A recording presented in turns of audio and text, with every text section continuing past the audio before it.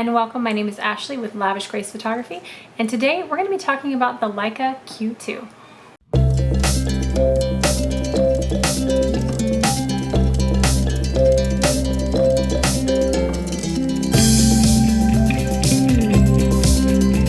Hey guys, and welcome. I am Ashley with Lavish Grace Photography. I've been a portrait photographer for 12 years now, and I started a series recently on my channel where I am testing out different mirrorless cameras. So I am a Canon user, started off with a Canon T1i and moved to the 5D series, and now I have an R6. But I've always been curious to see if Canon was the best choice. So with that in mind, I'm testing out as many of the mirrorless bodies that I can and hoping that I don't fall in love with any of them. My last video, I tested out the Sony a7 IV, and I liked the Sony. However, I still loved my Canon R6 more. But today, I rented a camera which I was afraid to rent. I rented it for a week, so I've been testing it out all week. Actually, I've had it 9 days.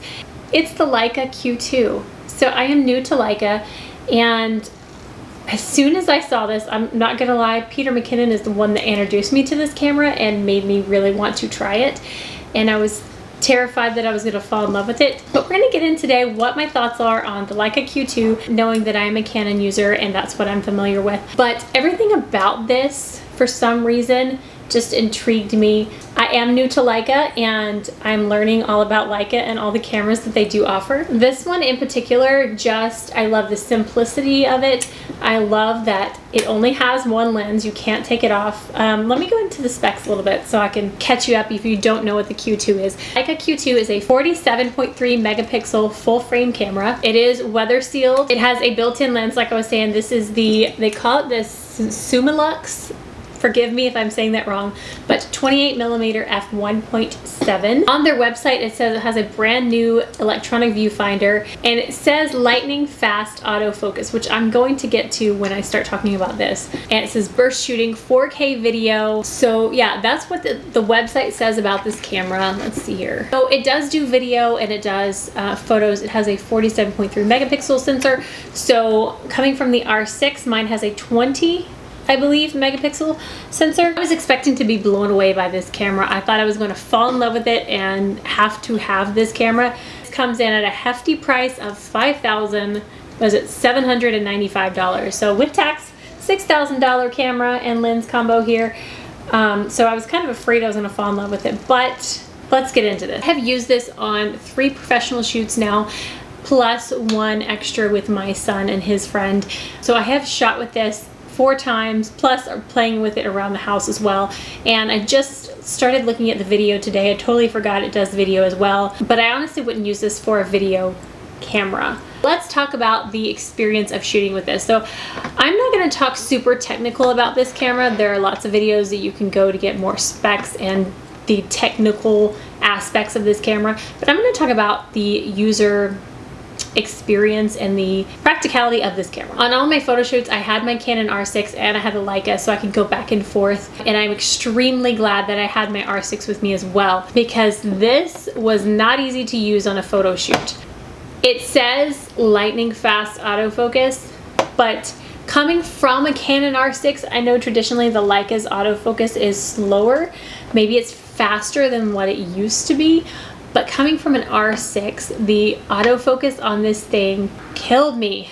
I work pretty quickly. I mostly photograph seniors, and I do photograph kids as well.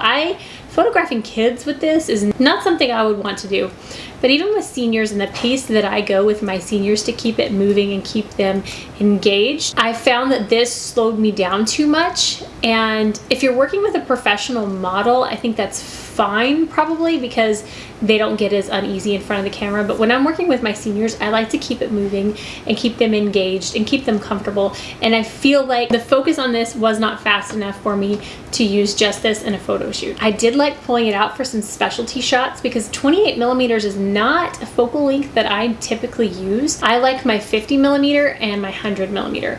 I have a 35 that I use sometimes, but traditionally in what I do, I don't pull out 35. So I did put it on face detect autofocus, and the face detect, it never really followed the face around. I would still have to click on the face for it to focus on it, because if not, it would automatically just focus on the background. So I have a whole bunch of photos that are focused on the background. If the autofocus system was better on this, I think that I would have had a harder time with me, you know, wanting to get this. But since the autofocus is, I'm gonna call it cantankerous, it's not something I'm dying to have. It does take some special photos that I'm gonna get to that I would still like to have this, but for $6,000, it's not really in my budget. If I just had a bunch of money to throw around, then I would love to have this as a daily camera.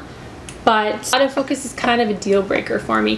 One thing that I absolutely love, like in love with this camera, is the dynamic range. Let me look up, does it say on the specs here? It says 13 stops of dynamic range. I think the R6 is around 6 stops. I'm probably wrong, but I'll look that up and correct myself later. But 13 stops of dynamic range. I'm gonna show you a couple of pictures here that kind of, if I took with my Canon, they would not have looked this amazing. You can see the detail in the highlights, you can see the detail in the shadows, and it's magical, it's beautiful. When you get the focus, it takes an amazing photo. Absolutely stunning.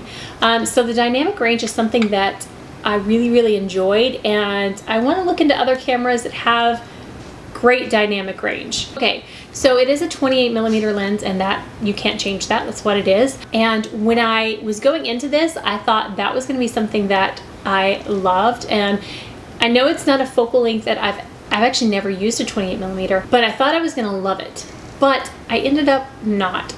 I really don't like to go a whole lot wider than 50. There are certain instances that I do enjoy it though. When I'm getting photos with architecture and people, I like being able to get a little bit more.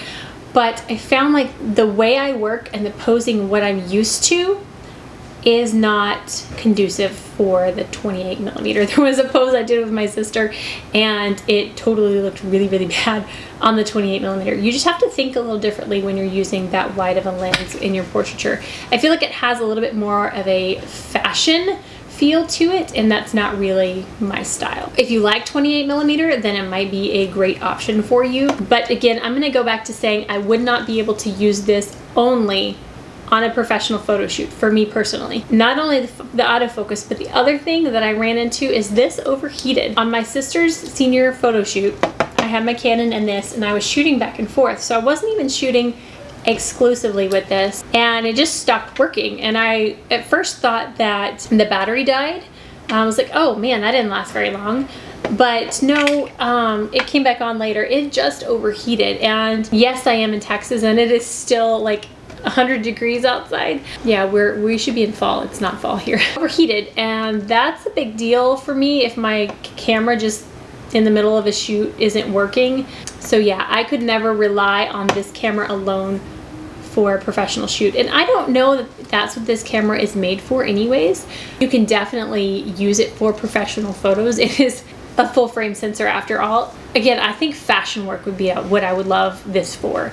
But for the type of shoots that I do, this just isn't it. What I would use this camera for is I would have it again with my Canon R6. I like pulling it out for when I want certain specialty shots, and I'm going to show you a couple of them here that I took with it. But I think I would enjoy this more as a traveling camera, everyday kind of camera, something I could keep in my purse. But then do I want to keep a $6,000 camera in my purse? I don't know. Other than that, so the files, the actual images, when I compared them and zoomed in, my R6 files and the Leica files, I expected to be blown away by the quality, and it wasn't as drastic of a difference as than I was expecting. When I zoom in on my R6 images and like zoom in on the eyes, it's crisp and clear and beautiful. And when you zoom in on the Leica, it is as well, but it's not any more detail. And again, I didn't do any scientific comparisons. I just used this in photo shoots. So this is just my observation while using it in a professional shoot. So if it was like blown away, different, amazing quality, then I could possibly see it being worth it as well. Let me know if you've used a Leica and if quality on the Leica, if you see something different when you're looking at your images. I will say the dynamic range is what gets it for me though. I think that is absolutely amazing. And what I would use this for is the photos that I took in direct sunlight. I couldn't get that from my Canon. There's no way. There's actually this one backlit situation. If I get an okay from my client, I'm going to put that picture on the screen right now. It was in a stream and it was backlit. That would not have looked the same on my Canon. It was such a beautiful shot. So I'm kind of in a weird situation with the Leica. While I was shooting with it, I was like, oh my gosh, I love this. And I'm like, oh my gosh, I hate this. It was a very love-hate relationship with this. In the end though, it's something I would like to have, but it's not something I need. That's my conclusion on the Leica. I like it. My husband thinks it's funny. I keep saying I like the Leica.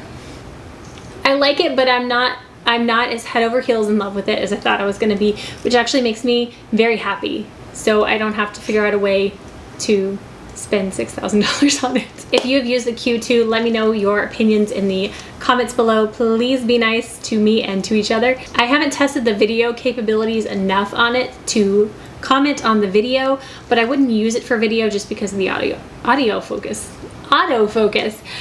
That is everything I think that I needed to cover on the Leica Q2. I have to return it tomorrow. I'm a little bit sad, but we're gonna move on to the next camera. So let me know in the comments below what you want me to try next. I'm thinking about Fujifilm. I'm intrigued by Fujifilm. I've been doing research on all these different camera brands, which I've never done before, just been solely Canon, which I hope I still am in loving with Canon at the end of this. But let me know which Fujifilm I should try out. I'm thinking about the X-T4, or I may go to a medium format. I don't know. I think they have a new one coming out. But I will rent something else next. Just let me know what it should be. And again, I will eventually get to Nikon. Alright, that's going to wrap it up for this one. If you did enjoy this, guys, please give it a thumbs up. And if you haven't already and want to see future videos, hit that subscribe button down below. And I will see you guys next time. Bye! I'm joking about Nikon, by the way. Nikon users, don't come at me. Let's talk about the... People get so protective of their camera brand, and I think it's funny. I mean, I'm a Canon user and I love Canon, but that doesn't make me hate other brands. I like the Leica. My hair is not pretty today. Oh well. Y'all don't care.